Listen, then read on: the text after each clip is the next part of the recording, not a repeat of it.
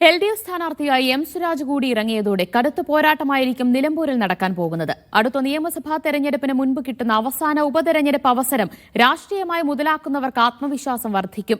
അതുകൊണ്ട് എല്ലാ രാഷ്ട്രീയവും നിലമ്പൂരിന്റെ മണ്ണിൽ വന്നു പറയാനാണ് LDFും UDFും തീരുമാനിച്ചിരിക്കുന്നത്. സ്വരാജിനെ സ്ഥാനാർത്ഥിയാക്കിയത് വഴി UDFിന് മുന്നിൽ LDF വെക്കുന്ന സന്ദേശം നിലമ്പൂരിൽ ഞങ്ങൾ രാഷ്ട്രീയം പറയാൻ തീരുമാനിച്ചു എന്നാണ്. ആ രാഷ്ട്രീയം UDFിനോട് മാത്രമല്ല അൻവറിനോടും പറയേണ്ടി വരുമെന്ന് CPMന് അറിയാം. ഇതോടെ നിലമ്പൂരിലെ പോരാട്ടം കടുക്കുമെന്ന് ഏറെക്കുറെ ഉറപ്പായി.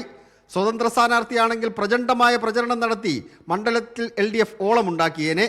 ഇതിപ്പോൾ രണ്ട് മുന്നണികൾക്കും രാഷ്ട്രീയം പറയാനുള്ള അവസരമാണ് നിലമ്പൂരിൽ തുറന്നിട്ടിരിക്കുന്നത്. കഴിഞ്ഞ 9 വർഷമായി പിണറായി ഭരണത്തിനെതിരെ പറഞ്ഞുകൊണ്ടിരിക്കുന്ന രാഷ്ട്രീയം നിലമ്പൂരിലും കേരളത്തിലുടനീളവും പറയാൻ UDFിന് അവസരം കിട്ടും. ജയിച്ചാൽ കേരളത്തിലുടനീളം ഭരണവിരുദ്ധ വികാരമുണ്ടെന്ന് തെളിയിക്കാം. അടുത്ത നിയമസഭാ തെരഞ്ഞെടുപ്പിൽ ആര് നയിക്കുമെന്ന ചോദ്യത്തിന് ഞാൻ നയിക്കുമെന്ന് സതീശന് ഉറക്കെ കോൺഗ്രസ് നേതൃത്വത്തിനോട് പറയാം. ഇനി മറിച്ചാണ് വിധിയെങ്കിൽ സതീശന്റെ രക്തത്തിന് വേണ്ടി ദാഹിക്കുന്നവരുടെ എണ്ണം കോൺഗ്രസിൽ കൂടും. സിറ്റിംഗ് സീറ്റ് നഷ്ടപ്പെട്ടാൽ ഭരണവിരുദ്ധ വികാരമാണെന്ന് രഹസ്യമായെങ്കിലും CPMന് സമ്മതിക്കേണ്ടി വരും. മൂന്നാം ഭരണം എന്ന മുദ്രാവാക്യത്തിന്റെ വീര്യം കുറയും. അണികളുടെ ആത്മവിശ്വാസം വർദ്ധിപ്പിക്കാൻ തദ്ദേശ തെരഞ്ഞെടുപ്പിന് മുമ്പ് വലിയ ഇടപെടൽ CPMന് നടത്തേണ്ടി വരും.